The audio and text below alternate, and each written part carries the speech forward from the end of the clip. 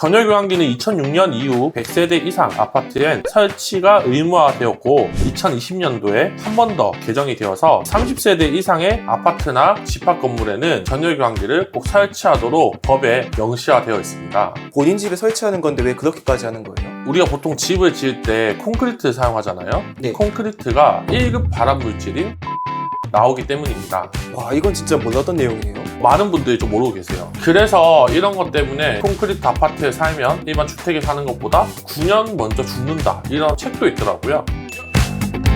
안녕하세요. 인테리어 끝내기 학사무소의 인테리어 디자이너 정약입니다.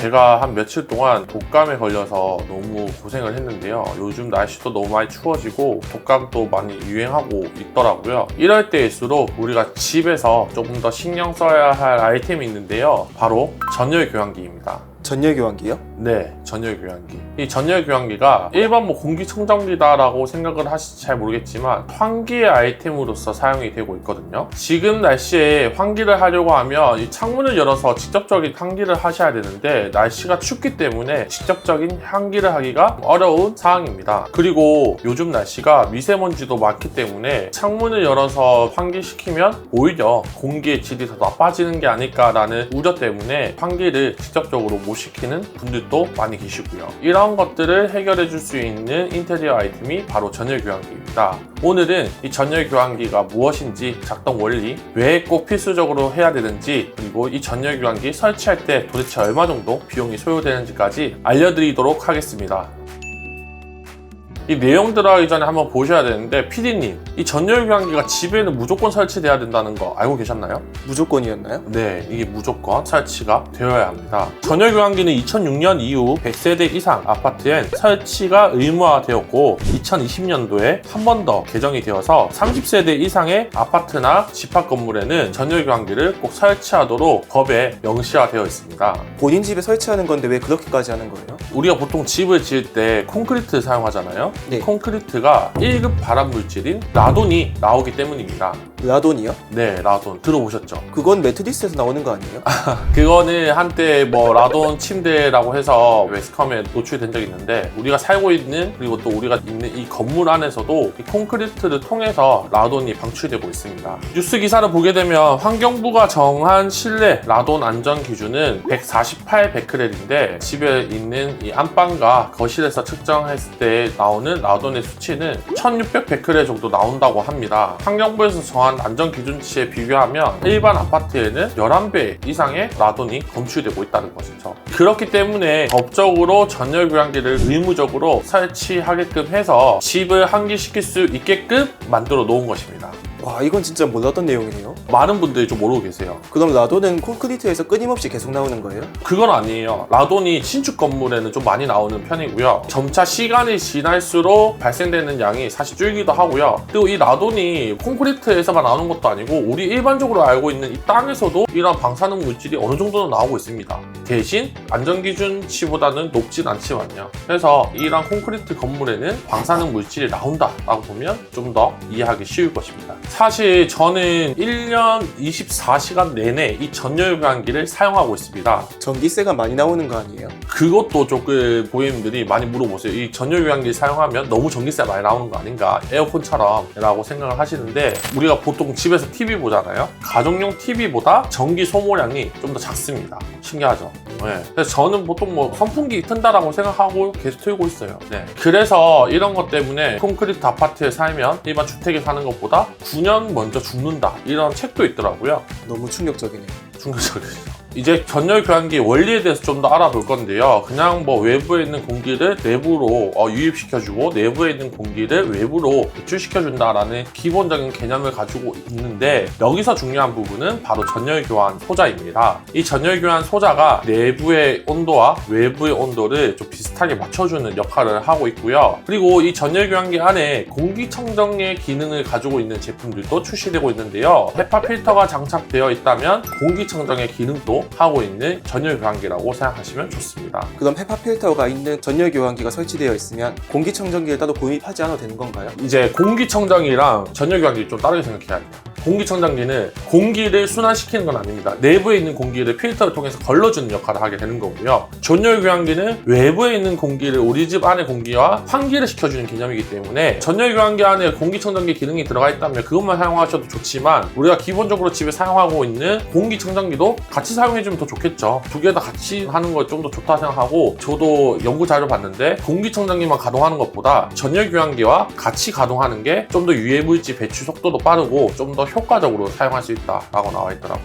그래서 저는 공기청정기도 24시간 돌아가고 전열 교환기도 24시간 뜹니다. 이 전열 교환기를 사용하면 환기 잘 된다는 건 알겠는데 또 다른 장점이 없냐라는 고인들이 계세요. 제가 지금 말씀드리는 부분 좀 기억해 두시면 나도 전열 교환기 한번 해봐야겠는데? 라는 생각이 드실 겁니다. 바로 전열 교환기가 이 냉난방비 절감에도 효과가 있습니다. 냉난방비 절감 효과가 있다고요? 네, 직접적인 환기를 창문을 열고 하는 것보다는 전열 교환기를 통해서 환기를 하게 된다면 냉난방비가 많이 좀 줄 수 있다는 것이 장점입니다. 두 번째 장점은 제가 앞서 말씀드렸죠. 물질, 방사능, 라돈 이런 것들을 외부로 배출할 수도 있고요. 방사능 물질뿐만 아니라 집의 내장재에 들어가는 본드 이런 거에서 나오는 포름알데히드나 사람이 숨을 쉴 때 나오는 이런 이산화탄소들도 전열 교환기를 통해서 외부로 배출할 수 있기 때문에 그런 부분에 있어서 장점도 가지고 있습니다. 보통 집에 처음 입주할 때 많이 나오는 것들이네요. 그쵸. 사실 처음 입주하실 때 전열 교환기 있는지 모르는 분들도 엄청 많이 계시거든요. 천장에 보면 안에 이렇게 배관 커버가 있어요. 근데 그게 다 바람이 나오는 게 아니에요.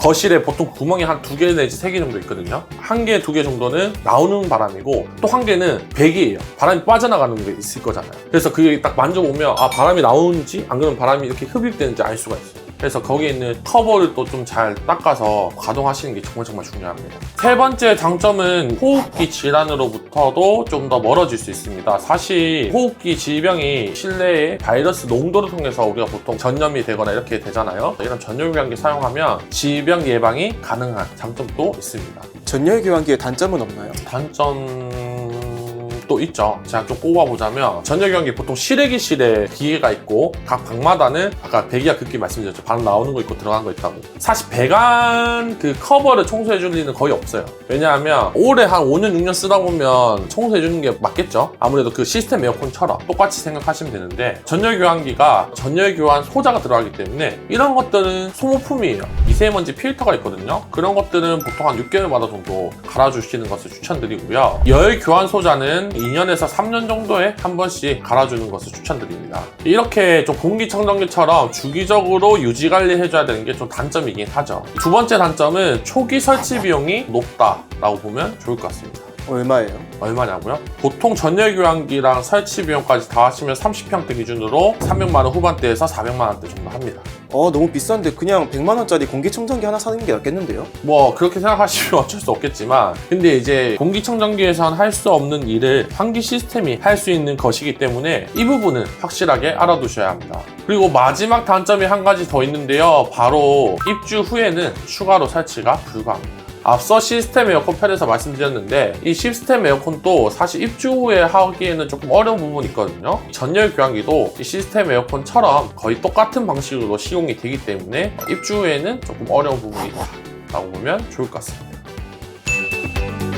자, 지금까지 전열 교환기에 대해서 알아봤는데요. 이 전열 교환기의 원리 그리고 제가 전열 교환기 왜 사용해야 되는지 그 장단점까지도 알려드렸고 비용은 뭐 조금 비싼 편이긴 해요. 그래도 인테리어 좀 큰 돈 들여서 하잖아요. 실생활에 도움되는 기기들이 있다면 가전제품 사는 거랑 똑같아요. 그래서 인테리어 할 때 시스템 에어컨처럼 이 전열 교환기도 좀 신경 써서 인테리어 해보면 좋을 것 같습니다. 집에 이런 유해물질이나 신축 아파트들은 꼭 켜야 되니까 이 오피스텔 작은 것도 꼭 켜셔야 돼요. 이 전열 교환기 제가 꼭 키라고 항상 말씀드리거든요. 그래서 전열 교환기 꼭 사용하시면서 집에서 거주하시는 것을 추천드립니다. 이번 영상이 도움되셨다면 저희 채널 좋아요와 구독, 알림 설정까지 부탁드리고요. 주변에 신축 아파트에 거주하시거나 인테리어를 앞두고 계신 분들이 있다면 이번 전열 교환기 영상 많이 공유도 해주시면 참 도움이 많이 될 것 같습니다. 이상 인테리어 끝내기 학사무소의 인테리어 디자이너 정영학이었습니다.